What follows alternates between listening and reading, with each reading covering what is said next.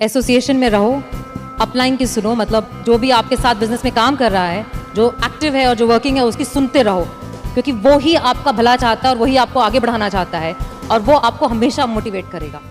हमारे बिजनेस में भी हम हमेशा कहते हैं डुप्लीकेट करना है, डुप्लीकेट करना। और बहुत सारे लोग इस बात को सोचते हैं, डुप्लीकेट का मतलब हरकतें, आपके एक्शंस, आपकी बात करने का तरीका, वो डुप्लीकेशन होता है। बट आपने बहुत खूबसूरत बात बोली कि डुप्लीकेशन कॉपी करना नहीं होता, एसोसिएशन करनी पड़ती है, प्रॉस्पेक्टिंग करनी पड़ती है, क्लोजिंग करनी पड़ती है, लाइन अप करना पड़ता है, बहुत कुछ करना पड़ता है। तो आपको कभी थकावट नहीं फील होती? आपको नहीं लगता कि यार मतलब मैं नवाज कहाँ चला गया, मैं एक्टर हो गया? थकावट उस काम से होती है जिसका शौक आपको नहीं होता। मुझे हमारे यहाँ जितने लोग यहाँ पे बैठे हैं ना नवाज, वो एक टर्म हम यूज करते हैं, अपलाइन डाउनलाइन। जो ऊपर वाला है वो अपलाइन है, जो नीचे वाला है वो डाउनलाइन है। और सारे डाउनलाइन माँ बाप की तरह समझते हैं अपलाइन को। और जितनी आपने बातें बोली वो सारी कुछ यहाँ पे उसी तरीके से ही लागू होती है कि लोगों को ऐसा लगता है कि आपको सक्सेसफुल हो तो हमको तो दे दो, कर दो, हेल्प कर दो, एक डीआर कर दो, कुछ नीचे डाल दो, जेनोलॉजी बढ़ा दो, मेरे प्लान्स कर दो। बट माँ बाप जो हम लोग हैं वो हर बार कहते हैं खुद करो, खुद सीखो, खुद समझो, खुद गिरो, खुद उठो। और जितने लोग यहाँ बैठे हैं वो बहुत बार गिर चुके हैं और हर बार उनको ये भी पता है कि गिरते हैं तो माँ बाप हमेशा होते हैं उठाने के लिए, बट गिरना जरूरी है। गिरना जरूरी, बिल्कुल बिल्कुल गिरना जरूरी है। कहते हैं ना कि फील्ड में रहोगे तो छक्का लगता है। क्रिकेट के हिसाब से देखें, पवेलियन में बैठ के थोड़ा ना छक्का लगता है, फील्ड में रह के छक्का लगता है। जैसे उसमें है, जब तक तोड़ेंगे नहीं तब तक छोड़ेंगे नहीं। लेकिन यहाँ चूंकि टीम है पूरी, तो आप सब टीम का फर्ज बनता है उस डायलॉग को इस तरीके से बोले, जब तक जोड़ेंगे नहीं तब तक छोड़ेंगे नहीं। तो ऐसे बहुत सारे यहाँ पे बैठे हैं जिन्हें अपने ऊपर डाउट है, जिन्हें ऐसा लगता है कि मैं कर पाऊंगा क्या, जिन्हें ऐसा लगता है कि शायद मुझ में अब उस बात की एबिलिटी नहीं है या मुझ में कुछ है नहीं, मैं कम हूँ। और हम जब स्टेज पे आते हैं तो हमें देख करके लोगों को ऐसा लगता है, आपको देख के आज लोगों को ऐसा लगता है कि इसने तो कर लिया, मैं नहीं कर पाऊंगा। तो ऐसे लोगों को आप क्या कहना चाहेंगे?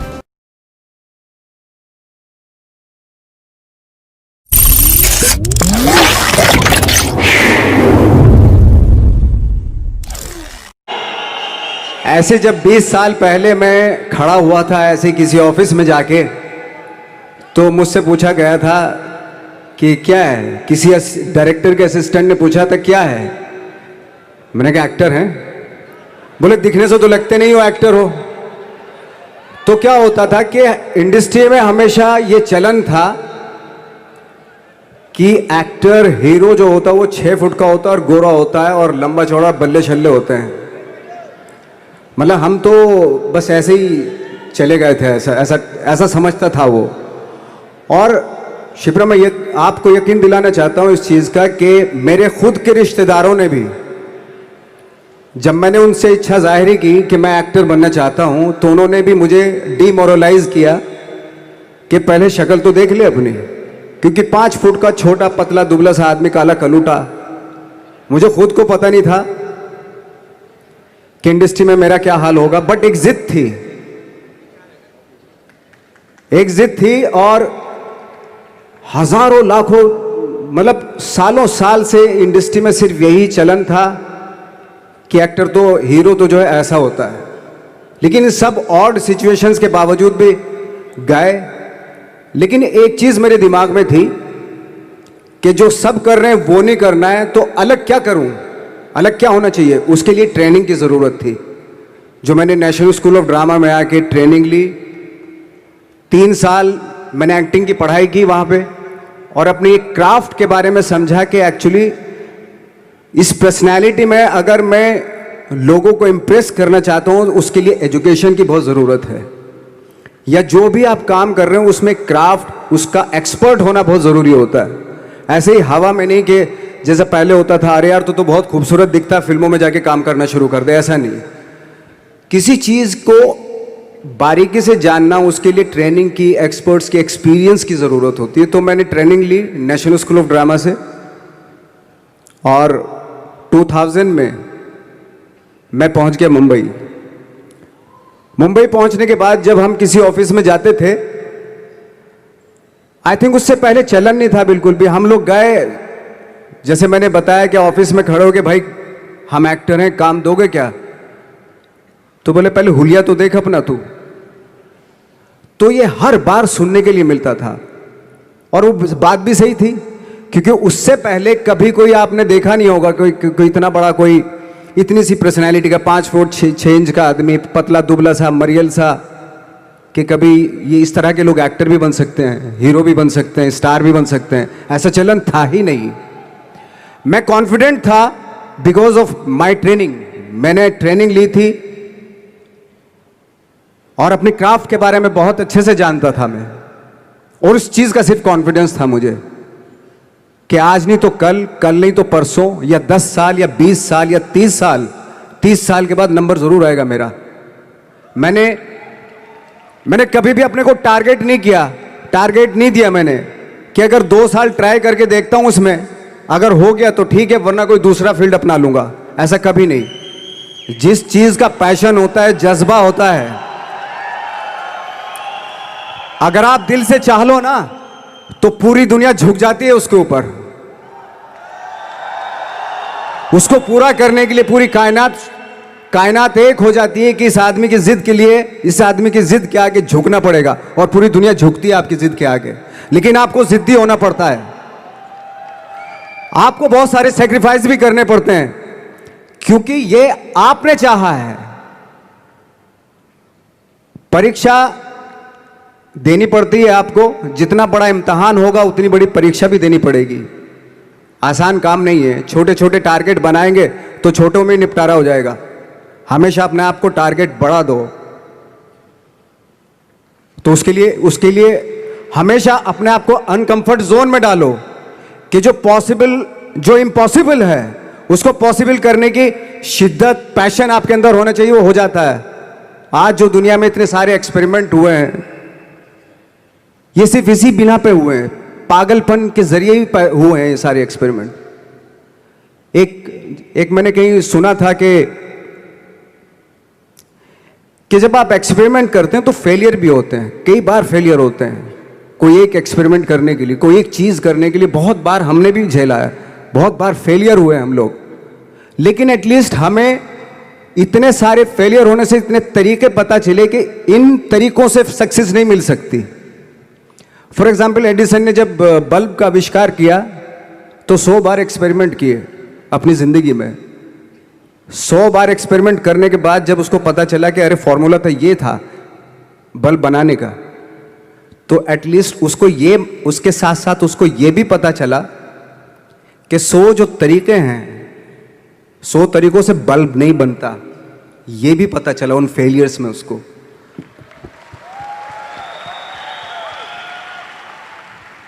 जब हम लोग मुंबई आए तो हमें मालूम था हमारे पास पर्सनैलिटी नहीं है, हमारे पास बैक नहीं है, या हमारे फादर दादा परदादा तो फिल्म इंडस्ट्री में है नहीं, हम ही हैं। तो हमें क्या करना चाहिए? इसलिए लोगों के बीच में घुसे रहते थे, आम लोगों के बीच में घुसे रहते थे, उनका एक्सपीरियंस सुनते थे, उनको ऑब्जर्व करते थे। तो आई थिंक मेरे पास 15 साल तक, 10-12 साल तक कोई काम नहीं था। जैसे आपने बताया कि बहुत ही 10-10 सेकंड के रोल करके घर में आके बैठ जाता, पूरे साल खाली बैठे रहते थे हम लोग। लेकिन एक चीज थी कि लोगों के बीच में रहते थे। लोगों के बीच में रहने से ये एहसास हुआ हमें कि तरह तरह के लोग हैं, लेकिन हमारी इंडस्ट्री में सिर्फ एक ही तरह की एक्टिंग होती है। हजारों करोड़ों लोग हैं इस दुनिया में, लेकिन एक्टिंग सिर्फ एक ही तरीके से होती है हमारे यहां। तो मुझे लगा यार, ये मैं तो ट्रेन भी हूं, मुझसे अपनी आर्ट भी आती है, और हजारों लोगों को मैं ऑब्जर्व भी कर रहा हूं, तो ये तो सबसे अच्छा सूत्र है। इससे तो मैं बहुत कुछ कर जाऊंगा। तो जब ये सूत्र पता चला मुझे कि अब मैं ये जो हजारों लोगों को मैंने ऑब्जर्व किया है, अब जब भी मुझे कोई रोल मिलेगा उन्हीं में से वो एक इंसान होगा। उसी में वो बाला साहब ठाकरे होंगे, उसी में मंटो होगा, उसी में गणेश गायतोंडे होगा, उसी में फैजल खान होगा, उसी में माजूमदार साहब होंगे। तो इस तरह के, ये कब हुआ? जब हमने लोगों को ऑब्जर्व करना शुरू किया, लोगों के बीच में रहे, मैं 15 साल के बाद जो मेरी लाइफ थी जिसमें खाने तक को नहीं मिलता था, अब फॉर्चुनेट अपने आप को समझने लगा था कि थैंक गॉड कि मुझे ऐसे ऐसे लोगों के बीच में मुझे रहने का मौका मिला। तो कभी भी आई थिंक मुझे लगता है कि कभी भी जब आप स्ट्रगल कर रहे होते हैं ना, वो एक मौका होता है आपके पास, वो एक चांस होता है आपके पास कि कैसे उसमें आप अपना ऑब्जर्वेशन, एक्सपीरियंस, जब आपको काम मिलेगा वो उसमें लगाएंगे आप। तो मेरी लाइफ बहुत ही, आज जब मैं सोचता हूं कि यार ये तो बहुत ही अच्छा हुआ, तो जो 15, 10, 12 साल मैंने बिना काम के गुजारे, जो लोगों के बीच में रहा था मैं, आज वो काम आ रहा है मेरे। जहां जरा सा कोई कैरेक्टर मिलता है तो आदमी इसलिए कनेक्ट करता है उनसे कि उनको लगता है कि यार ये तो मेरे पड़ोस का ही, आसपास का ही ये बंदा है। मैंने देखे हैं इस तरह के लोग। आई थिंक यही हमारी सबसे बड़ी जीत है as an actor.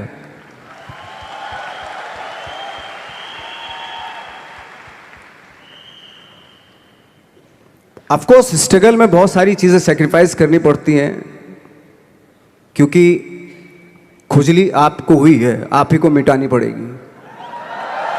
You know, आप जो आप हैं वो आपने बनना चाहा था, और अगर डिसअपॉइंटमेंट आ रहे हैं तो आप तो कंप्लेन भी नहीं कर सकते, क्योंकि आप ही ने चाहा था ये बनना।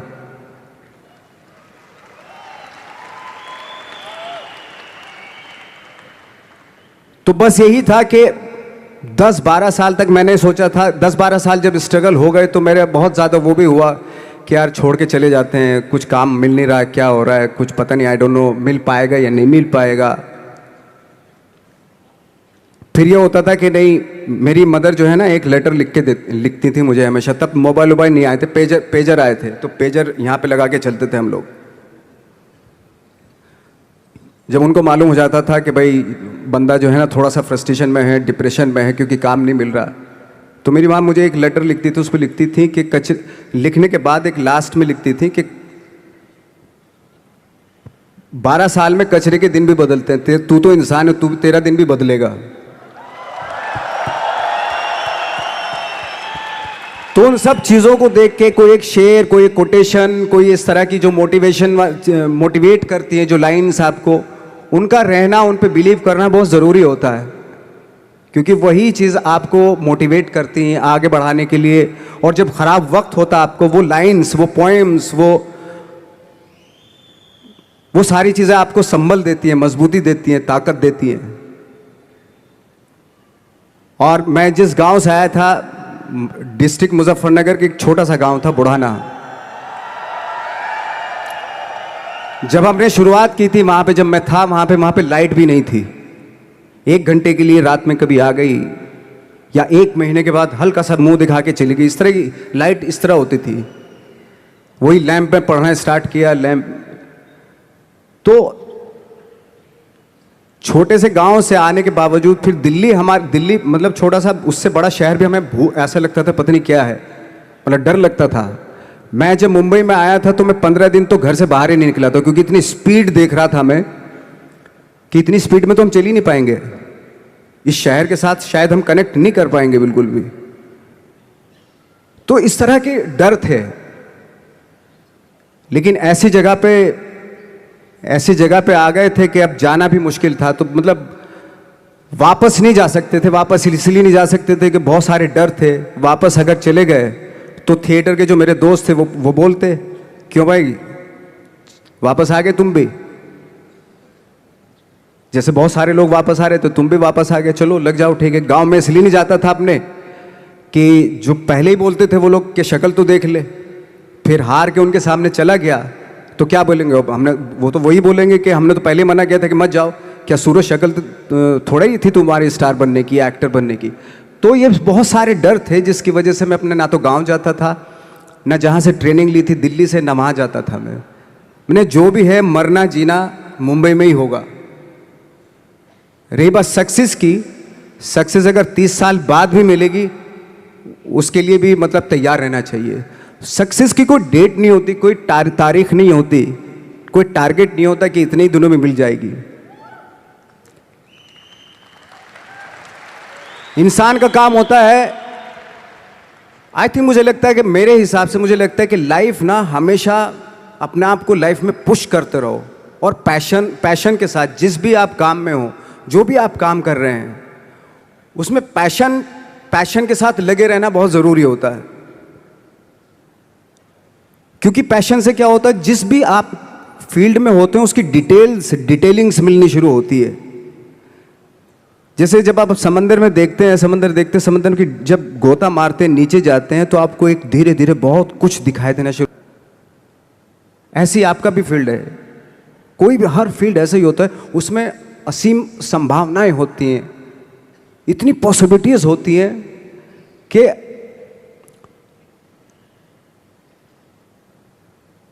आई थिंक दुनिया का हर काम में इतनी सिर्फ अगर एक दर्जी है पैंट सीता है, 1000 तरीके की पैंट सी सकता है वो, अगर वो चाहे तो। अगर उसने नहीं चाहा तो वो जो ट्रेंड चला रहा है वही सीता जाएगा। लेकिन अगर उसने चाह लिया कि मैं ऐसा कुछ करता हूं, तो 1000 तरीके की पैंट उसी में 1000 तरीके की सी देगा वो पैंट। ऐसे हर फील्ड में पॉसिबिलिटीज बहुत होती हैं, और एक परफेक्शन होता है। फॉर एग्जाम्पल, जैसे हम लोगों ने ट्रेनिंग इसलिए ली कि परफेक्शन आ जाए अपने काम में। जैसे एक मैंने एग्जाम्पल सुना था कि ये छोटी छोटी चीज़ें जो मैं बता रहा हूँ, ये चूंकि मैंने बचपन में सुनी थी, उन पे उन्हीं को अपनी लाइफ बना के आगे बढ़ा, तो आज यहाँ पे हूँ। इसलिए वो छोटी छोटी चीज़ें बहुत काम आती हैं, उनको सुनना बहुत ज़रूरी होता है इंसान के लिए। बताते हैं कि एक बहुत बड़े, पता नहीं ये सच है झूठ है, मुझे नहीं इतना ज़्यादा नहीं मालूम, बट कोई बहुत बड़े इंसान हुए, लेकिन वो पहले मोची थे, जूता सीते थे। लेकिन जूता जहाँ से सीते थे ना, वहाँ से कभी फटता नहीं था। वो भले दूसरी जगह से फट जाए, लेकिन वहाँ से नहीं फटता था, क्योंकि उसका पैशन था जूता सीना। काम भले ही वो है वो, लेकिन उस काम में भी उनका पैशन है। तो इसी वजह से वो इतने पॉपुलर होते चले गए कि यार जूता फट गया लेकिन सिलवाना वहीं जाके है, क्योंकि वहाँ अगर उन्होंने सी दिया वहाँ पे, जिंदगी भर वहाँ से जूता नहीं फटेगा। तो छोटी छोटी चीज़ों में ये जो परफेक्शन, पैशन, ये सारी चीज़ें होती हैं जो आपका आगे बढ़ाती हैं, बहुत आगे ले जाती हैं। लेकिन उसके वही है, कुछ चीज़ों का होना वाकई बहुत ज़रूरी होता है। फिर एक्सपीरियंस आपकी नॉलेज। जैसे मेरा मानना है कि आई एम सॉरी टू से, बट मेरा खुद का मानना है कि मैं लक पे बिलीव नहीं करता हूँ। मेरे सामने आज तक मेरे सामने लकीली कोई चीज़ नहीं हुई कि मैं लकीली यहाँ तक पहुँच गया। आज जो आप प्रोमो देख रहे थे, जो क्लिपिंग्स देख रहे थे मेरी, मैं लकीली नहीं पहुँचा हूँ यहाँ पे। मैंने उसके लिए मेहनत की है, मैंने उसके लिए नॉलेज इकट्ठी की है, मैंने उसके लिए ट्रेनिंग ली है। अगर लक पे डिपेंड करता ना मैं, तो अपने एक रूम में रहता, देखते हैं यार लक जब होगा तो हो जाएगा, ऐसे थोड़ा ना होता है। बाला साहब ठाकरे का जब मैंने रोल किया तो वो लकीली नहीं हो गया। उसके लिए 1 महीना में पहले हारमोनियम पे बैठा मैं कि बाला साहब कहाँ से बोलते हैं, उनका सुर क्या है, उनका टेक्सचर क्या है, उनकी वॉइस का, उनकी वॉक कैसे है, वो चलते कैसे हैं, उनका वेट किस चीज़ पे ज़्यादा डिपेंड करता है। हर आदमी का जो वेट होता है, किसी का थाइस पे होता है, किसी का फुट पे होता है, किसी का बट पे होता है वेट, किसी का कमर पे होता है। हर आदमी का एक वेट शिफ्ट करने का एक अलग तरीका होता है। तो हम लोग इतनी डिटेल में जाते थे कि बाड़ा साहब किन चीज़ों पे वेट कर रख के चलते हैं, ऐसे चलते हैं, कोई या तो ऐसे चलते हैं या ऐसे चलते हैं, ये इस तरह की बहुत सारी डिटेल होती हैं। जब आप जाते हैं तो बहुत सारी चीज़ें पता चलते हैं। मेरे सामने इतने चैलेंज थे जब मैं बाला साहब का रोल कर रहा था, तो वो मिमिक्री भी नहीं होनी चाहिए, कॉपी भी ना हो। जैसे अमूमन अक्सर होता है जब हमारे यहाँ बायोग्राफी की जाती है तो हम कॉपी कर देते हैं उसकी। कॉपी करना मतलब अगर हम किसी की कॉपी कर रहे हैं या मिमिक्री कर रहे हैं तो वो वीकनेस समझी जाती है कि आप वीक एक्टर हो। और ये बात मुझे बहुत पहले समझ में आ गई थी जब मैं ट्रेनिंग ले रहा था। मैं ट्रेनिंग के फ़ायदे बता रहा हूँ आपको जब मैं ट्रेनिंग ले रहा था ये हमें तभी समझ में आ गया था। और प्रिपरेशन के वक्त बाला साहब की प्रिपरेशन के टाइम पे कि मैंने कि इसकी मिमिक्री नहीं होनी, बाला साहब की मिमिक्री नहीं होनी चाहिए, ना कॉपी होनी चाहिए, और लगना भी चाहिए कि बाला साहब ठाकरे हैं।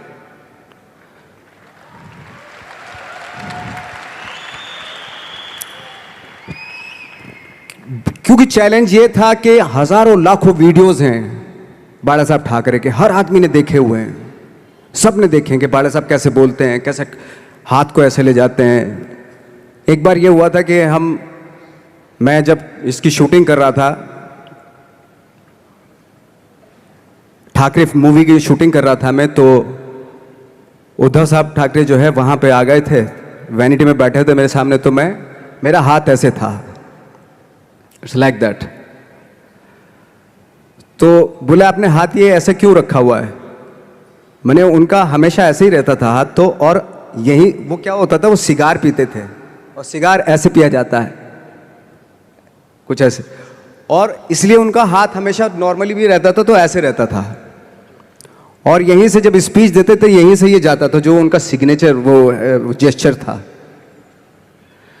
तो वो शॉक्ड हो गए कि इतनी डिटेलिंग आपने ली है। तो जब फिल्म देखी उन्होंने, तो फिल्म देखने के बाद उनको रियलाइज़ हुआ कि वाकई बहुत स्टडी की है नवाज ने उनके बाला साहब के ऊपर। तो मुझे खुशी हुई थी कि थैंक गॉड कि ये सारा किस लिए हो रहा है, पैशन की वजह से हो रहा है। एक पैशन है, उसके बाद आपका एक्सपीरियंस है, आपकी नॉलेज है, आपकी ट्रेनिंग है,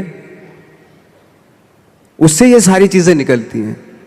लाइक मंटो, ये जितने भी कैरेक्टर्स हुए वो सब हवा में नहीं हुए या लकीली नहीं हो गए, उनके लिए बाकायदा वो छोटी छोटी मेहनत की, छोटी छोटी डिटेल इकट्ठी की गई, स्कोर बनाया उसका, उन डिटेल्स का, तब जाके वो कैरेक्टर जो आप देखते हैं वो एक अलग इंसान दिखता है। वो मैंने कभी भी हीरोइज्म या इन सब चीज़ों पे बिलीव नहीं किया।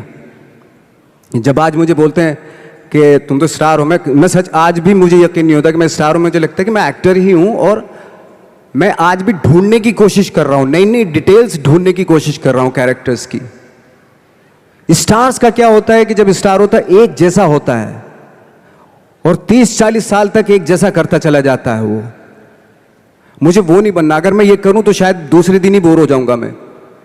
मुझे हर रोज नए कैरेक्टर ढूंढने हैं।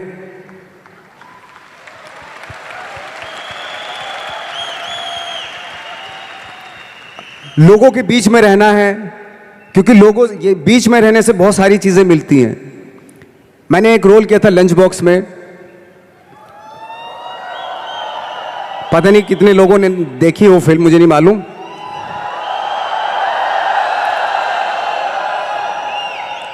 उसका कोइंसिडेंट ऐसा हुआ कि मेरा जो दोस्त था, जो मेरे रूम पार्टनर स्ट्रगल के टाइम पे मेरे साथ रहता था, तो मैंने उसी की डिटेल मार दी उसमें फिल्म में। जब पिक्चर रिलीज हुई तो उसने देखी, उसको लगा अरे ये तो मैं हूं। अब वो भी एक्टर था। उसके बाद जब वो फिल्म इंडस्ट्री में किसी के पास काम मांगने जाता था तो लोग उसको बोलते थे यार ये ऐसा मत करिए, नवाज ने कर दिया, कुछ दूसरा कर। तो बोलता हम तो ओरिजिनल में ही ऐसे हैं, उन्होंने हमारा कॉपी किया है। कहने का मतलब ये है कि लोगों के क्या होता है, स्टार्स हमेशा शीशों के घरों में रहना शुरू कर देते हैं। उनको बांद्रा में, उनको मतलब किसी ऐसी जगह पे रहते हुए ये नहीं मालूम कि दूसरी जगह क्या है। अगर आप चाहते हैं रोज हर फिल्म में एक नई पर्सनैलिटी क्रिएट करें तो लोगों के बीच में रहना पड़ेगा आपको। भले थोड़ी परेशानियां होती हैं बट रहना पड़ेगा उनके बीच में। मेरा तो ऐसा मानना है। नवाज, आप बहुत छोटे से शहर से है, डिस्ट्रिक्ट मुजफ्फरनगर। यहाँ पे बहुत सारे लोग ऐसे बैठे हैं जो बहुत सारी सिटीज़ से हैं, actually major cities like Delhi, Bangalore, Hyderabad, Pune, Chennai, Nepal. और इन सब चीज़ों के बीच में बड़े शहरों की बहुत सारी फैसिलिटीज़ हैं, बहुत सारे आराम है। जबकि आपके शहर या जिस शहर से मैं हूँ, जहाँ पे एजुकेशन भी नहीं मिलती है, जहाँ पे खाना पीना, जैसे आपने बोला बिजली, कोई भरोसा नहीं होता कब आएगी, जाना तो नॉर्मल है। हाँ, तो वहाँ पे उस छोटे से शहर में रह के एक परिवार में जहां पे कभी किसी ने एक्टिंग के बारे में दूर दूर तक नहीं सोचा था, और आप 8 भाई बहन हैं, सबके साथ रह के परिवार में परिवार का चीज करने की जगह एक अलग से ये जो थॉट आया था अलग से कि मैं एक्टिंग करूंगा, और वो भी काफी दिन बाद जब आपने जॉब भी कर ली उसके बाद, तो जब वो थॉट आया तो परिवार ने आपको सपोर्ट किया। और अगर रिश्तेदारों ने, जैसे आपने बोला कि कहा, तो आपके दिमाग में उस समय क्या चलता था? मेरे दिमाग में ये तो नहीं आया था कि मुझे एक्टर बनना है, बट इतना ज़रूर था कि कुछ तो नया करना है। क्या करूँगा मुझे नहीं आइडिया था। जो सब लोग करते हैं जो वो नहीं, कुछ अलग करना है मुझे। लेकिन मुझे ये नहीं मालूम था कि मुझे एक्टिंग करनी है। और इसीलिए मुझे लगता है आज जब मैं सोचता हूँ कि अगर मैं किसी भी फील्ड में होता, एक्टिंग के अलावा किसी भी फील्ड में होता, तो मैं एक्सपेरिमेंटल ज़रूर होता। क्योंकि मुझे आदत थी कि मुझे जो ट्रेंड चल रहा है उसके अगेंस्ट, मैं बहुत रिबेलियस था, रिबेलियस किस्म का इंसान हूँ मैं, आज भी हूँ, रहूँगा। क्योंकि मुझे अच्छा लगता है जो ट्रेंड चल रहा होता है उसके अगेंस्ट कुछ काम करना, चाहे मुझे अच्छा लगता है वो। क्योंकि क्या है ना कि जो चलन चल रहा है, आई थिंक उसको बहुत आसान है उस चलन के साथ चलना। उसके अगेंस्ट चलना, उसके लिए सालों लग जाते हैं। बीच बीच में आपको ये भी लगता है कि यार शायद पॉसिबल नहीं है, लेकिन जब पॉसिबल होता है ना तो तब बड़ा अच्छा लगता है। तब ये जैसे आज मुझे फील हो रहा है ना, तब ऐसा लगता है।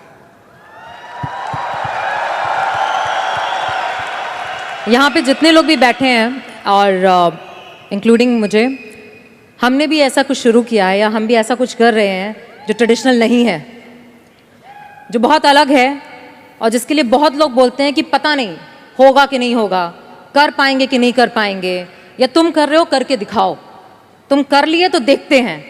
और लोग जगह जगह समय समय पर हर समय हर किसी को, यहाँ पे जितने लोग भी बैठे हैं उनको कहते हैं कि तुमसे तो हो नहीं पाएगा, और हो गया तो राम जाने।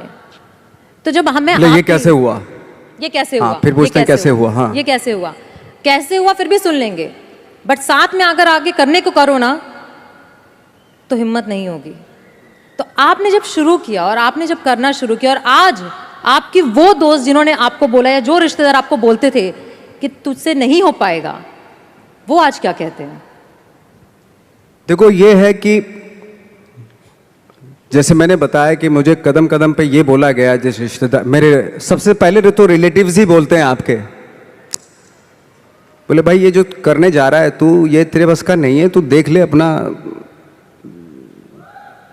बस का नहीं है ये। और जब हो जाता है तो ऑफ कोर्स यही कि हमने तो बोला था, अब पता नहीं कब बोला था, मुझे भी नहीं पता कब बोला था उसने ये, कि हमने तो बोला था हो जाएगा। एक किस्सा मुझे याद है कि जब मेरा एक मैगजीन आती है जीक्यू की मैगजीन पे जब मेरा 2012 में मेरा छपा, तो मुझे एक बहुत बड़ी मॉडल थी मुंबई की, तो उन्होंने बुलाए, दोस्त थी, काफ़ी सालों के बाद, 3-4 साल के बाद मिलना हो रहा था।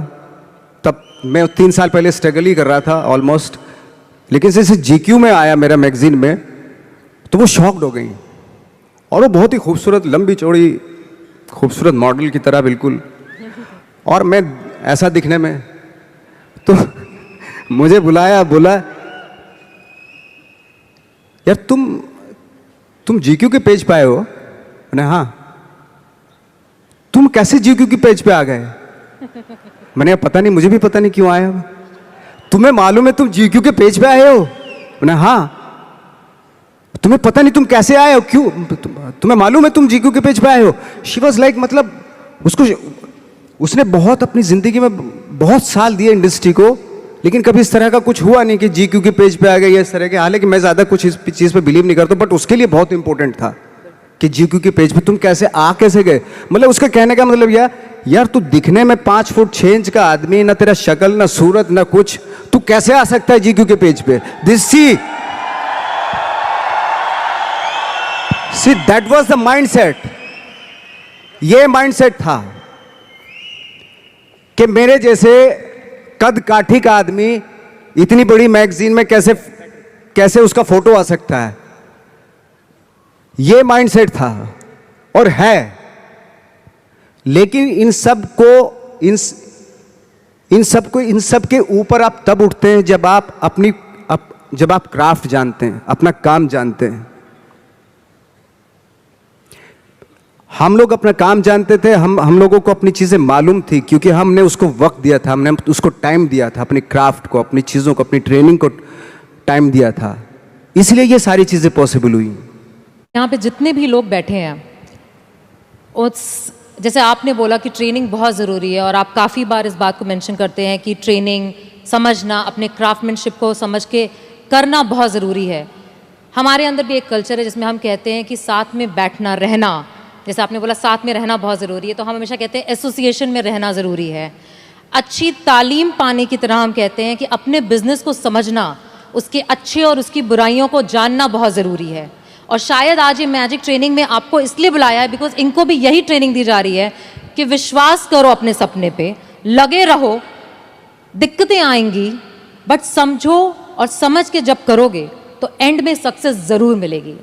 इस पूरी जर्नी में आपके, जब आपको कभी भी ऐसा फील नहीं हुआ कि बहुत हो गया, सफलता नहीं मिल रही है, लोग आगे पीछे, शायद कोई आगे बढ़ रहा था, जैसे आपने बताया कि आप पहले ऐसे माहौल में रहते थे जहाँ पे लोगों को एक्टिंग के लिए मिल जाते थे और आपको नहीं मिल रहा था, तो कभी छोड़ने का दिल नहीं किया आपको कि छोड़ देता हूँ, कुछ और कर लेता हूँ? और लोगों ने बोला होगा ज़रूर, छोड़ दो, कुछ और कर लो, क्योंकि यहाँ पे बैठे हुए बहुत सारे लोगों को ये बोला जाता है कि बहुत आसान है छोड़ना, छोड़ दो, नौकरी तो है, करते रहो, बिजनेस क्यों करना है? इसके लिए आप क्या कहना चाहेंगे? आई थिंक सबसे आसान काम है, जैसे आपने बताया, नौकरी करना तो सबसे आसान काम है, लेकिन खुद से क्रिएट करना कोई चीज़, वो वाकई बहुत डिफिकल्ट है।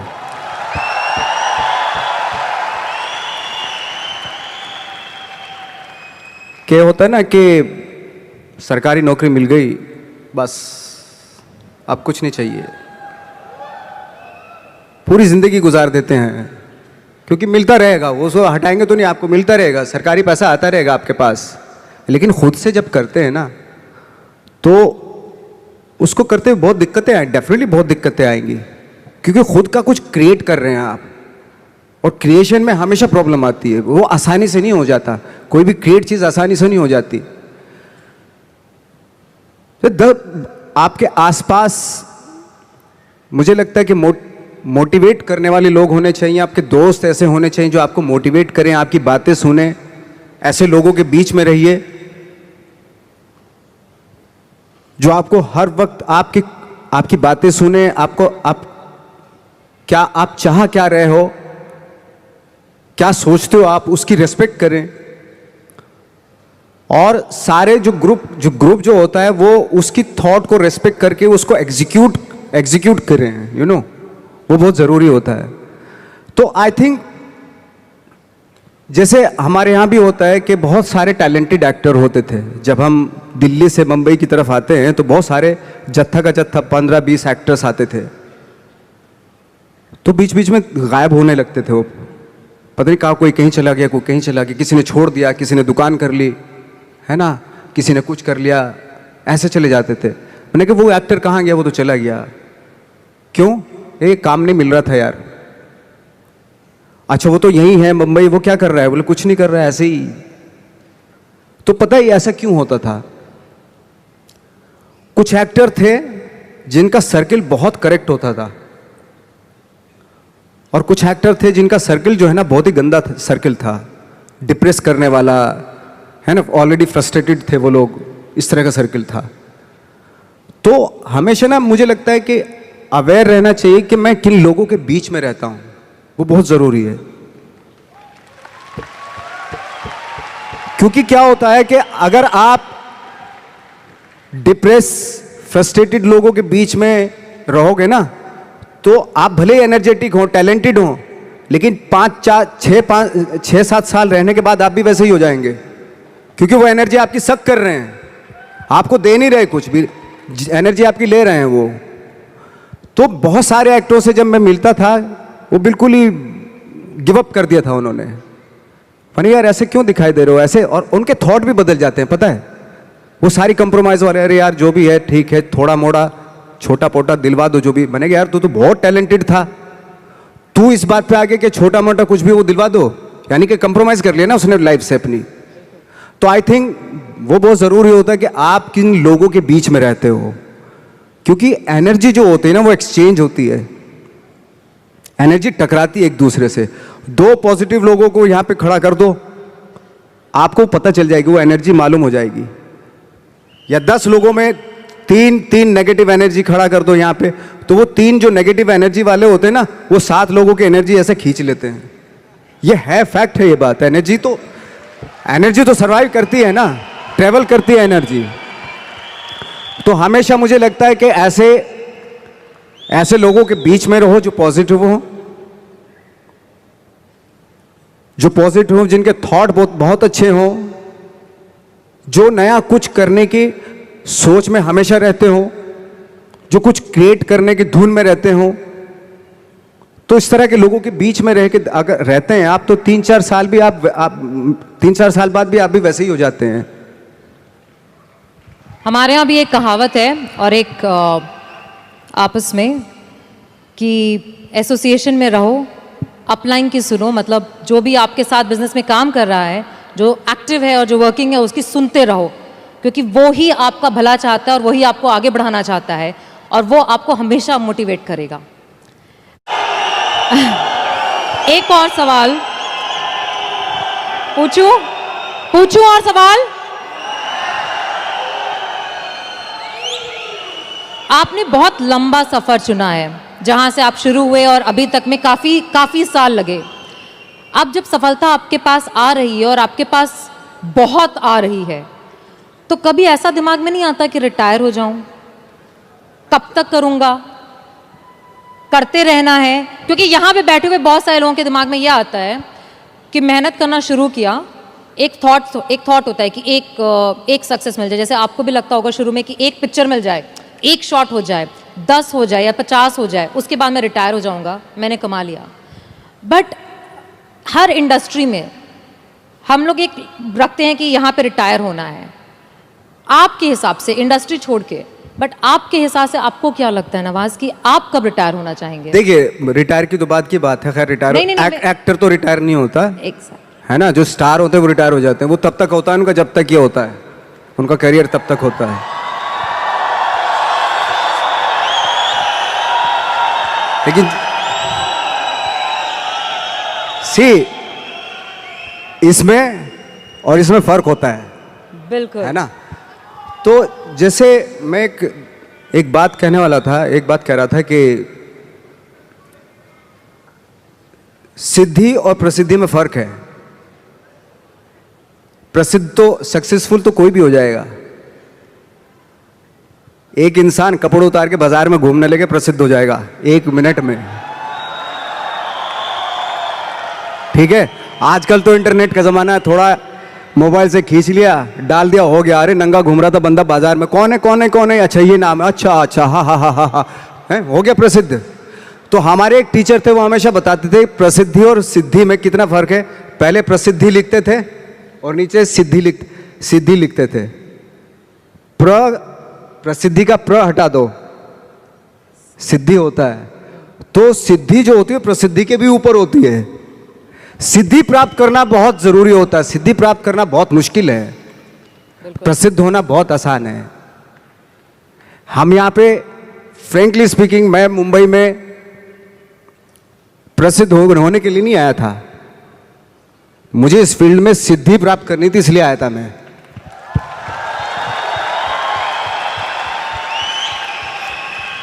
प्रसिद्धि आज आपके पास है, कल को उनके पास होगी तो इसको भूल जाएंगे, परसों उसके पास होगी, दोनों को भूल जाएंगे। लेकिन जिसके पास सिद्धि होगी ना, उसको आप कभी नहीं भूल सकते। आप जो भी काम कर रहे हैं, अगर उसमें आपका पैशन है, जज्बा है, उसमें आपका मैडनेस है, तो वो सिद्धि आपको मिलेगी। गौतम बुद्ध ने भी इतना टाइम दिया था वो सिद्धि प्राप्त करने के लिए। तो सिद्धि प्राप्त करना बहुत जरूरी होता है। वो विरले ही होते हैं, मतलब। और ये पॉसिबल है कि आपको अपने फील्ड में आप सिद्धि प्राप्त कर सकते हैं। लेकिन उसके लिए वही फिर वो पैशन, वो ऑनेस्टी, वो बहुत सारे एलिमेंट है जो जरूरी होते हैं। इनफैक्ट मैंने बहुत सारे आपके इंटरव्यूज़ देखे थे जहाँ पे मैंने एक कॉमन चीज़ पाई कि आप हमेशा ये बात कहते हैं कि मैं जो रोल करता हूँ, मैं जो काम करता हूँ, मैं उसमें जाके घुस के उसको बनना नहीं चाहता हूँ। जैसे आपने अभी बोला ठाकरे जी का रोल करते वक्त आपको ऐसा महसूस हुआ कि मुझे उनको कॉपी नहीं करना था, बट मुझे उनको समझना था, उनकी ज़िंदगी को जीना था और उसे दर्शाना था। हमारे बिजनेस में भी हम हमेशा कहते हैं डुप्लीकेट करना है, डुप्लीकेट करना, और बहुत सारे लोग इस बात को सोचते हैं। डुप्लीकेट का मतलब हरकतें, आपके एक्शंस, आपकी बात करने का तरीका, वो डुप्लीकेशन होता है। बट आपने बहुत खूबसूरत बात बोली कि डुप्लीकेशन कॉपी करना नहीं होता, डुप्लीकेशन समझना होता है। तो आप मतलब आपके हिसाब से आपका सबसे बड़ा इंस्पिरेशन, जिसको आप देख करके हमेशा कहते हैं कि इससे मुझे इंस्पिरेशन मिलती है, जब आपने शुरू किया था, वो कौन था? मैं सच बताऊं, मैंने बहुत सारे इंटरव्यूज में ये भी बोला है कि इंस्पायर होने के लिए ज़रूरी नहीं कि बहुत बड़े बड़े लोगों को देखें आप। इंस्पायर तो आप अपने गांव में जो एक गणित का टीचर होता है ना, उससे भी इंस्पायर हो सकते हैं आप। मैं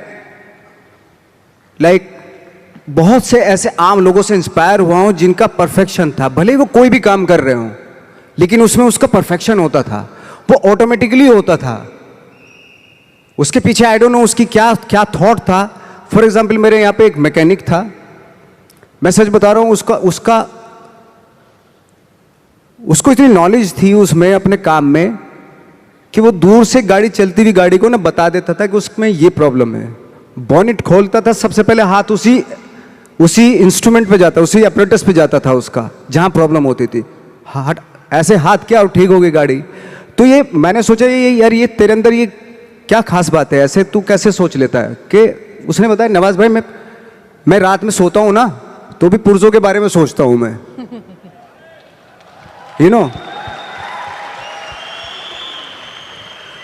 तो जरूरी नहीं है कि आप इंस्पायर जो है वो बहुत बड़े बड़े लोगों से ही हों। छोटे छोटे अगर आप गौर से देखेंगे ना, आपके आसपास ही बहुत सारे लोग ऐसे रहते हैं जो अपने काम में परफेक्ट होते हैं, परफेक्शन होता है उनके अपने काम में। जरूरत है आपको अपना दिमाग खोलने की। सब कुछ यहीं पड़ा हुआ है, आप ही को क्रिएट करना है। मटेरियल्स यहीं है, कंपोनेंट्स यहीं पे पड़े हुए हैं। कहीं जाके दूसरे शहर से, दूसरी कंट्री से नहीं लेके आना है, यहीं पड़े हुए आपके आसपास ही बिखरे हुए हैं।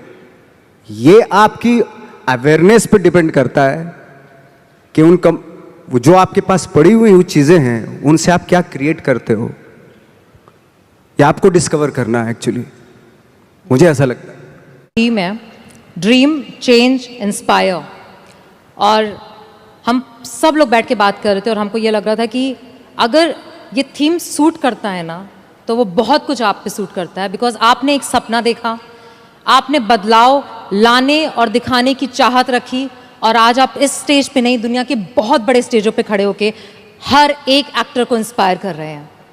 और आज यहाँ पे जितने लोग हैं वो इसलिए हैं क्योंकि वो भी आपसे वो इंस्पिरेशन देख करके, समझ करके, इस बात से जब वापस जाएंगे तो सिर्फ ये जानना चाहते हैं कि नवाजुद्दीन सिद्दीकी, जिन्होंने सारे चैलेंजेस देखे और सफलता इतनी पाई है, जो बहुत, जैसे कहते हैं ना, आप कह रहे थे कि मैं 5 फुट 6 इंच गोरा नहीं, बट बहुत सारे गोरे और बहुत सारे 6 फुट लोगों ने कभी सोचा भी नहीं होगा जो इन्होंने पाया है। एंड तो ऐसे बहुत सारे यहाँ पे बैठे हैं जिन्हें अपने ऊपर डाउट है, जिन्हें ऐसा लगता है कि मैं कर पाऊंगा क्या, जिन्हें ऐसा लगता है कि शायद मुझ में अब उस बात की एबिलिटी नहीं है, या मुझ में कुछ है नहीं, मैं कम हूँ। और हम जब स्टेज पे आते हैं तो हमें देख करके लोगों को ऐसा लगता है, आपको देख के आज लोगों को ऐसा लगता है कि इसने तो कर लिया, मैं नहीं कर पाऊंगा। तो ऐसे लोगों को आप क्या कहना चाहेंगे? उसने वो कर लिया जो उसको करना था, है ना।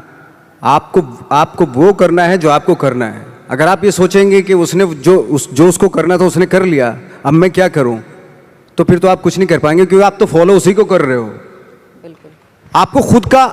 आपको खुद की अपनी आवाज़ सुननी पड़ेगी एक्चुअली। मैं क्या करना चाहता हूं, इस मामले में बहुत ही इंडिविजुअल होना पड़ेगा, बहुत ही प्राइवेट होना पड़ेगा आपको कि मैं क्या करना चाहता हूं, मेरे क्या थॉट हैं, मेरे क्या ड्रीम्स हैं। पहले तो सपने देखने पड़ेंगे आपको, और सपने में भी कंजूसी नहीं करनी चाहिए।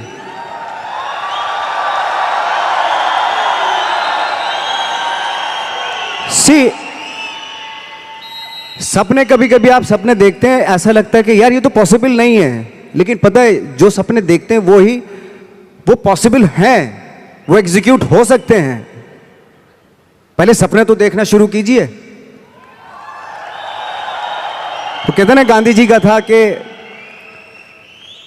गांधी जी का था ना, एक कोटेशन था कि वो सपने वो होते हैं जो आपको सोने नहीं देते, दिन में भी हैं, वो उस तरह का था ना कि एपीजे अब्दुल कलाम ने कहा था कि dreams are not those which you see when you sleep, but dreams are those which does not allow you to sleep. Exactly. तो मैंने खुद ने देखा है कि एज एन एक्टर, मैं तो अपने एज एन एक्टर ही बात करूंगा, मैं जब रात में सो रहा हूं और मुझे ड्रीम आया कि मैं एक रोल ऐसा कर रहा हूं, कुछ अजीब सी बॉडी लैंग्वेज है, अजीब सी उसका डायलॉग डिलीवरी है, और अजीब सही मतलब, और सुबह उठा के थोड़ा थोड़ा याद रह गया मुझे कुछ ऐसा। लेकिन बार बार कई बार जब वो सपने देखे मैंने, तो अजीब सा ही कुछ था, और जो मेरे बूते के बाहर की चीज थी, वो ऐसा सपना था, वो ऐसा कुछ मैं परफॉर्मेंस वाइज देख रहा था। कुछ जैसे कभी कभी आप कुछ फिल्में देखते हैं, कुछ इंस्पायर हो जाते हैं कि कुछ परफॉर्मेंसेस से इंस्पायर हुए, और मैं उस परफॉर्मेंस के काबिल भी, मतलब उसके आसपास भी नहीं था मैं। तो मैंने सोचा यार ये इम्पॉसिबल, ये तो मैं कर ही नहीं सकता। और जब मैं उठ के करना शुरू किया, मैंने जो मैंने सपना देखा था वो एग्जीक्यूट करने की कोशिश की, तो बहुत ही भोंडापन सा हो रहा था उसमें, बहुत ही अजीब सा लग रहा था। मैं खुद ही घबरा गया अपने आप से, मैं क्या कर रहा हूं। बट बार बार उसी चीज को, जो मैंने सपना देखा था, उसी को बार बार एग्जीक्यूट करने की कोशिश करता रहा। बाद में after long time I realised कि मैं उसके जैसा करने लगा हूं, मतलब जो मैंने सपना देखा था। बिल्कुल। कभी कभी आपने देखा होगा, ये भी एक सपना ही था, यार मैं उड़ जाता हूं चलो आज, है ना, सपना, ये फैंटेसी थी। कभी सोचा होगा कि किसी ने, कोई सोच भी नहीं सकता था, वो भी एक सपना ही था ना। आज लोग चले जाते हैं ना, एक दूसरी कंट्री से उड़ के चले जाते हैं, ये भी सपना ही था, किसी का सपना ही था। ये सारे सपने थे एक्चुअली, जो आज एग्जीक्यूट हो रहे हैं, कुछ सालों के बाद एग्जीक्यूट हो, हजारों सालों के बाद एग्जीक्यूट होते होते चले गए। तो सपना देखना जरूरी है, और एब्सर्ड सा सपना देखना और भी जरूरी होता है। सपना कैसा भी देखना जरूरी होता है। क्यों? क्योंकि उसमें पॉसिबिलिटी होती है। जितना एब्सर्ड सा, अजीब सा सपना देखेंगे, आई थिंक उस पे जब आप फोकस करेंगे ना, तो आई थिंक वो बहुत खूबसूरत चीज होती है। वो साधारण सपना देख लिया तो ठीक है, सो के वो तो कोई भी देख लेता है साधारण सपना। मैं कहता हूं असाधारण सपना देखना चाहिए, क्योंकि सपना, असाधारण सपना वो तभी आएगा जब आप असाधारण सोच के होंगे।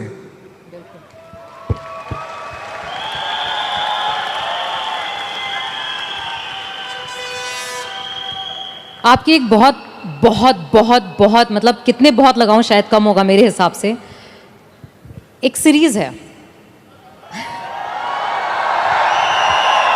मैंने बोला ना, एक्चुअली नाम भी बोलने की जरूरत नहीं है, सेक्रेड गेम्स। नेटफ्लिक्स पे इस समय सबसे ज्यादा वॉच सीरीज में से है।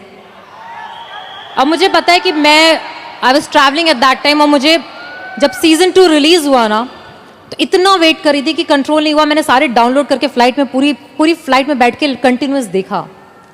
और पूरी सीरीज में मैंने सिर्फ एक चीज, ये मेरा ऑब्जर्वेशन है, मेरा थॉट प्रोसेस है, देखा कि आपने बहुत शिद्दत से काम किया। चाहे उस कैरेक्टर में इतने ट्विस्ट थे, इतने ट्विस्ट, आपने हर चीज को जब किया। हमारे बिजनेस में हम कहते हैं कि बहुत कुछ ना, जब लाइफ में हमको आता है और हमें करना पड़ता है ना, तो कई बार हम बहुत कंफ्यूज हो जाते हैं। हम समझ में आता है कि इतनी सारी चीज़ें एक साथ कैसे करेंगे। एक कैरेक्टर को जब आप करते हैं एज एन एक्टर, और आपको इतने मॉड्यूलेशन करने पड़ते हैं, जैसे हमें बिजनेस में एसोसिएशन करनी पड़ती है, प्रॉस्पेक्टिंग करनी पड़ती है, क्लोजिंग करनी पड़ती है, लाइन अप करना पड़ता है, बहुत कुछ करना पड़ता है। तो आपको कभी थकावट नहीं फील होती? आपको नहीं लगता कि यार मतलब मैं नवाज कहाँ चला गया, मैं एक्टर हो गया? थकावट उस काम से होती है जिसका शौक आपको नहीं होता। मुझे 365 दिन मैं सी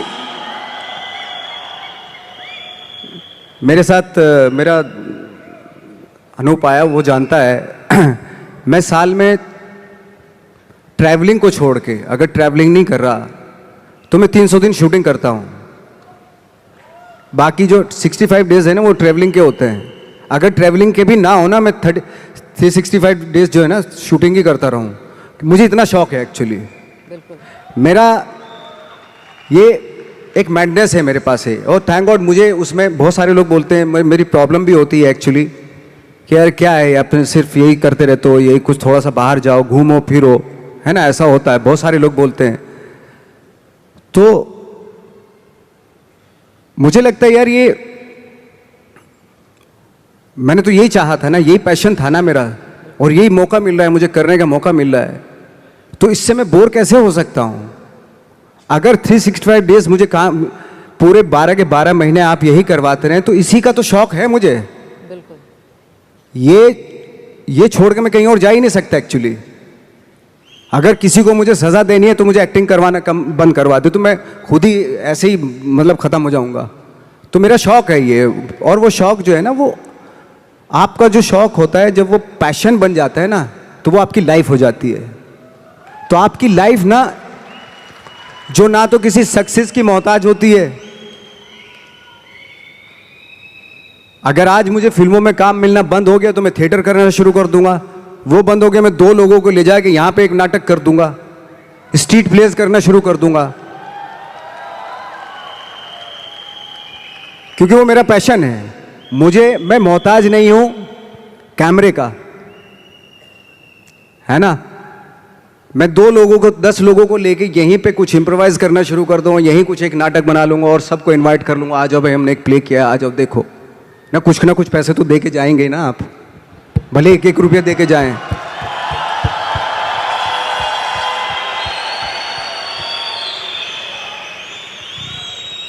तो हम लोग जो है बहुत सारी चीज़ों के मोहताज नहीं है। अगर छोड़ भी देंगे ना तब भी हम अपना, कहते हैं ना कि वो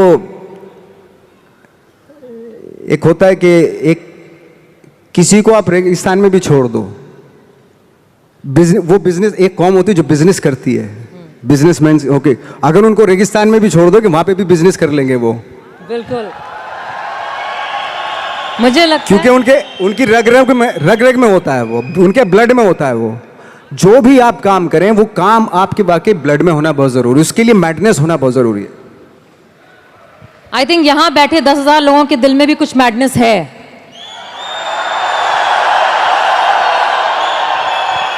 ये उनकी एनर्जी से पता चलता है, क्योंकि हर बार जब भी कोई ऐसी बात की जाती है उनका रिस्पॉन्स जो होता है वो 100% होता है।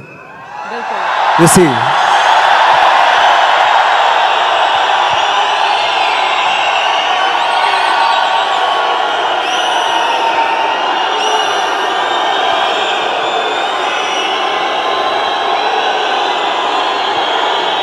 It's really wonderful energy, I'm telling you. Beautiful energy. ये एनर्जी बचा के रखनी है काम के लिए, हमेशा के लिए बचा के रखनी है एनर्जी। जब मैं तो इतने हम लोगों का था कि इतने बेशरम हो गए थे हम लोग, जब बोलते थे ना हमसे कि यार मुश्किल है, हम तो मैंने कि बेशरम बनना पड़ता है, बहुत ज़रूरी है। कहाँ जाएगी सक्सेस के लिए ना बेशरम बनना पड़ता है। ऐसा बन जाओ कि सक्सेस भी शर्मा जाए।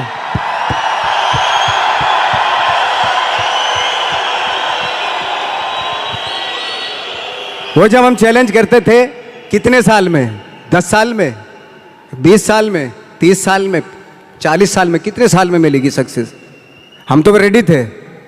मैं 40 साल तक भी स्ट्रगल करता रहता अगर नहीं मिलता मुझे। मेरे अंदर तो वो पैशन था।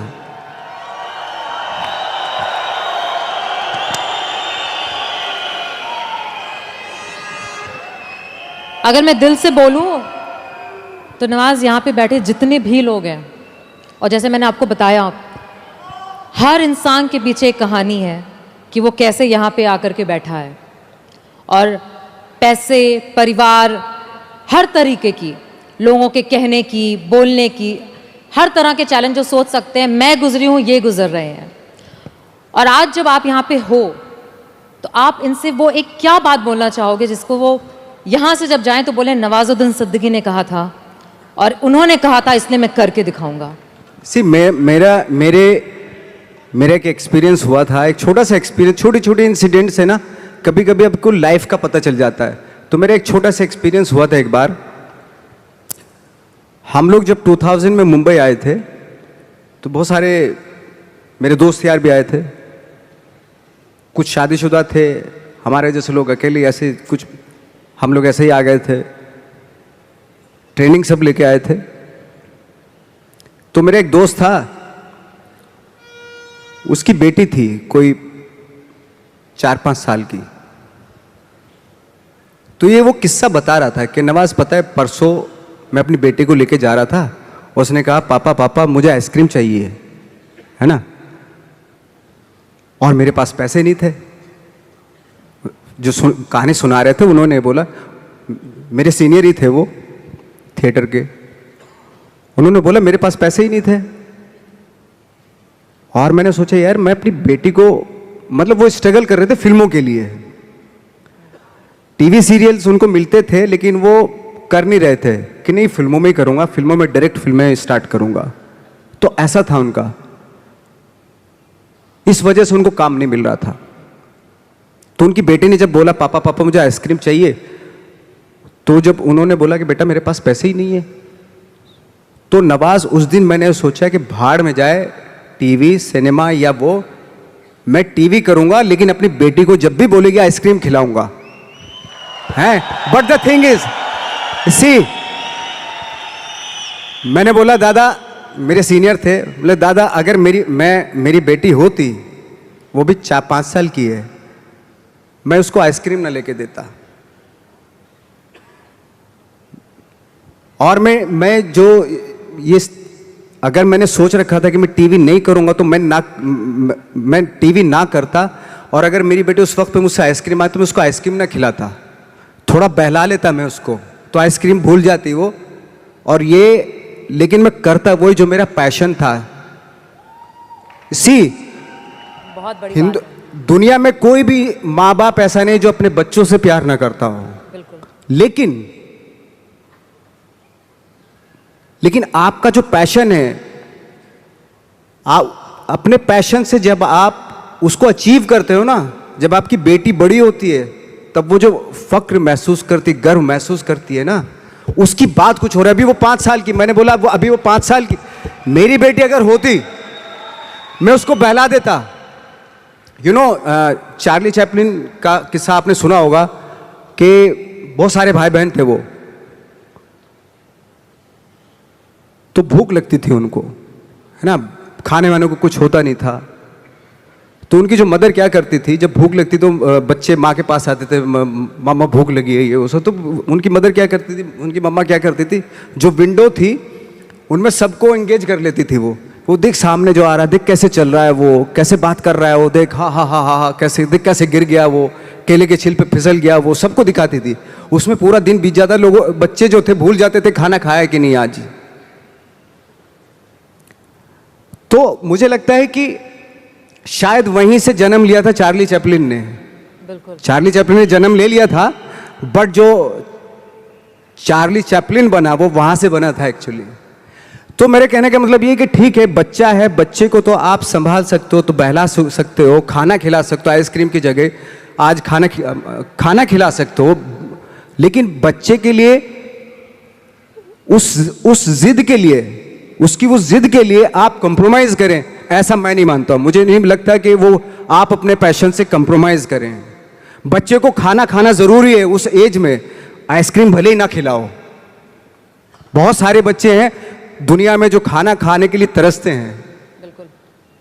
उस बच्ची ने खाना खा लिया था, लेकिन वो शौक था उसका, आइसक्रीम खाऊं, खाना खा लिया ना, पेट भर गया ना, अभी थोड़ा उसको वो अगर उस वक्त पे स्ट्रगल फिल्मों के लिए करता तो शायद वो बहुत बड़ा आज अपना पैशन अचीव कर लेता, अपनी सक्सेस अचीव कर लेता जो वो चाहता था। लेकिन उसने वो बच्ची की जिद पे कि मुझे आइसक्रीम चाहिए, उस पर कंप्रोमाइज़ कर लिया उसने कि नहीं मैं अब टीवी सीरियल भाड़ में जाए कोई भी काम मैं करके आऊँगा, लेकिन मैं अपनी बच्ची को उसका आइसक्रीम खिलाऊंगा। बच्चे की जिद, बच्चों के छोटे छोटे शौक होते हैं, अगर उनको आप पूरा करने पे आ गए ना तो फिर वो तो चलते चलते बोले पापा ये मुझे खिलौना दिलवा दो, अभी ये दिलवाओ, अभी ये दिलवाओ। उसकी आदत पड़ गई अगर ऐसी तो वो फिर तो आपको आप भूल जाओ, फिर वो पूरी दुनिया के खिलौने उसको चाहिए होते हैं। लेकिन एक टाइम पे आपको बोलना पड़ता है बच्चे को भी, अभी चुप हो जा, अभी बहुत हो गए खिलौने।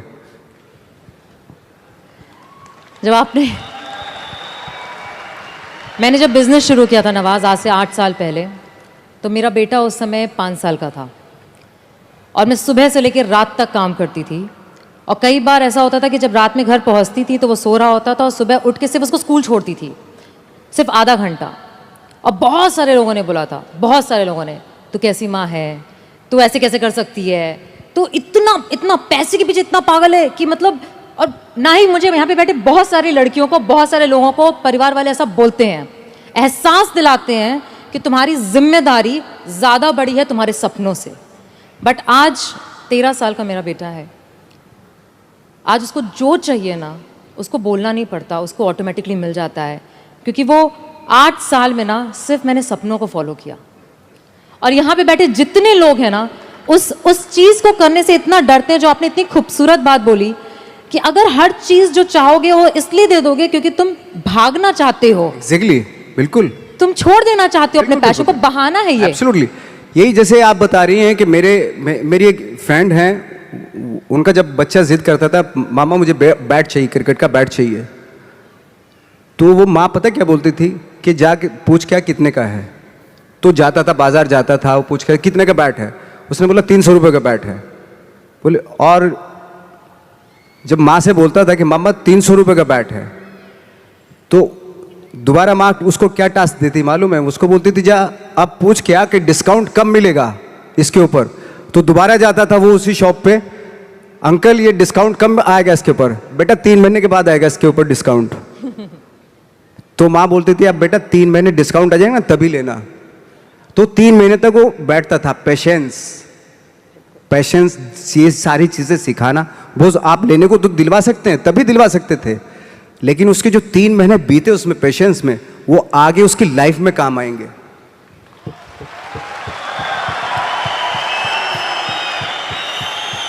वो कहते हैं ना कि सक्सेस जब मिल जाती है और बहुत पैसा आ जाता है आपके पास, तो अपने बच्चों के शौक पूरे करने लगते हैं आप।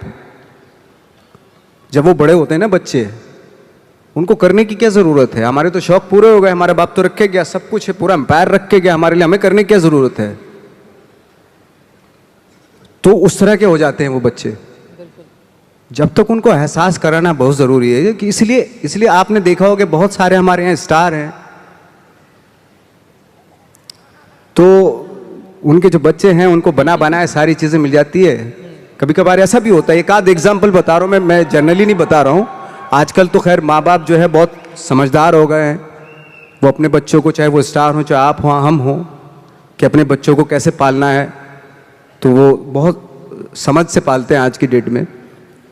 जैसे बहुत बड़े स्टार थे हॉलीवुड के, तो उनका बेटा बहुत बिगड़ा हुआ था, शायद बहुत सारे लोग नाम भी जानते होंगे, बहुत बिगड़ेल बच्चा था। तो कई बार उसने कुछ गाड़ियाँ भी बड़ी रैश चलाता था ऐसे ऐसे, और एक बार जेल में चला गया वो। तो जब वापस आया तो बोले पापा आपने मुझे मतलब मेरी बेल नहीं करवाई। तो पापा ने बोला कि यार ऐसा है, और उसने जो सारी प्रॉपर्टी है अपनी ट्रस्ट के नाम कर दी, जो स्टार था उसने। तो उसने बोला कि ना तो आपने मेरी बेल करवाई और सारी प्रॉपर्टी जो है आपने ट्रस्ट के नाम कर दी, मैं आपका बच्चा नहीं हूं क्या। तो उसने बोला कि अगर तेरे को मैंने नाम दिया है, अगर तू काबिल होगा ना इसी नाम से सब कुछ कर लेगा। अगर मैं सोच के तुझे पैसा दूंगा क्योंकि तू काबिल नहीं है, मैं जितना भी पैसा तुझे दूंगा ना वो भी बर्बाद कर देगा तू, अगर काबिल होगा तो अब खुद ही क्रिएट कर लेगा सारी चीजें।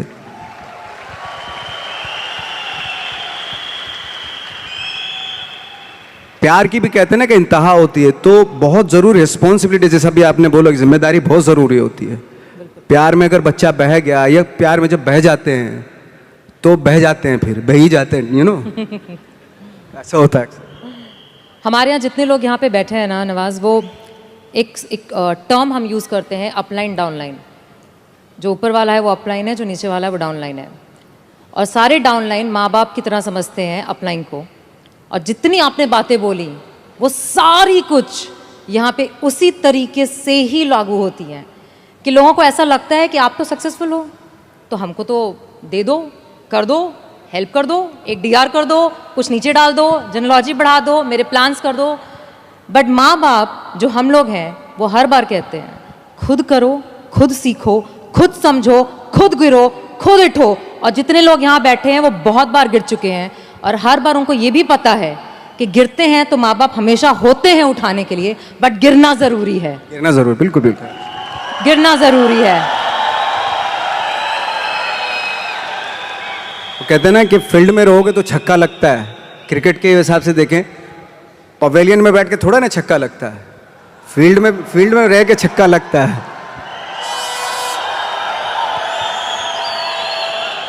एक बहुत ही खूबसूरत मूवी में काम किया था जो वन ऑफ माय, मतलब जिन्होंने बिजनेस में मुझे पाला पोसा बड़ा किया है, उनकी फेवरेट है the mountain man. The mountain man, mountain माझी, द माउंटेन माझी। हाँ, एंड उन्होंने हमेशा उस कहानी को बहुत बहुत सुनाया है हम सबको। और उसमें आपका एक डायलॉग है। हाँ, उसमें डायलॉग मैं बता देता हूँ आपको, लेकिन यहाँ पे कुछ और लागू होता है। जैसे उसमें है जब तक तोड़ेंगे नहीं तब तक छोड़ेंगे नहीं, लेकिन यहाँ चूंकि टीम है पूरी, तो आप सब टीम का फर्ज बनता है उस डायलॉग को इस तरीके से बोले, जब तक जोड़ेंगे नहीं तब तक छोड़ेंगे नहीं।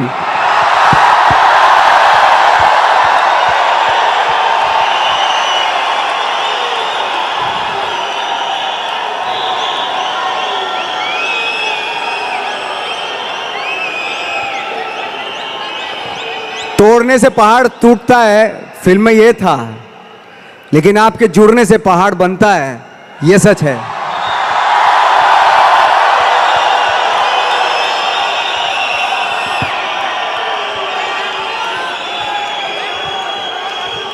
जितना जुड़ के रहेंगे उतना अच्छा है,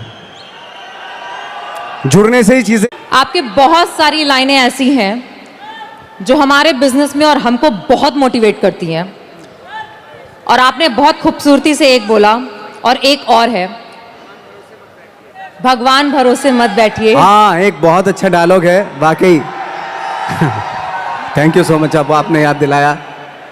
एक डायलॉग है, ये जो बातें मैंने जितनी भी की, मैंने शायद इसलिए की क्योंकि मेरा वो थॉट है, और उस थॉट का सार है जो माझी पिक्चर में था कि भगवान के भरोसे मत बैठिए, क्या पता भगवान हमरे भरोसे बैठा हो।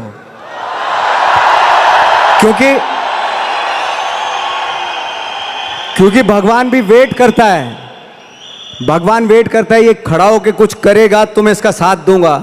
घर में लेटे लेटे रूम में भगवान भी साथ नहीं देता उसका। जब आप पक्का इरादा करते हैं और घर से निकलते हैं, सोचते हैं कि वाकई कुछ करना है, तभी भगवान साथ देता है। जो घर में घुसे रहते हैं उनका भगवान कभी साथ नहीं देता। गैंग्स ऑफ वासेपुर को एक डायलॉग की फरमाइश आई है तो मैं आपके सामने कर देता हूं। हालांकि वो डायलॉग पता नहीं, आई डोंट नो क्यों लोगों को बड़ा अच्छा लगता है, मुझे कभी भी उसमें मजा नहीं आया फ्रेंकली स्पीकिंग, लेकिन मैं सुनाता हूं। बाप का, दादा का, भाई का, सबका बदला लेगा रे तेरा Faizal. Thank you very much. ऐसे ही ये एनर्जी बनी रहे, ऐसे शाइन करते रहे आप, और उसी एनर्जी के साथ आगे जो सपने देखे हैं वो पूरा होते रहे आपके। लेकिन वो तभी पॉसिबल होगा जब आप सब मिलके आप अपने सपनों को पूरा करेंगे। Thank you so much.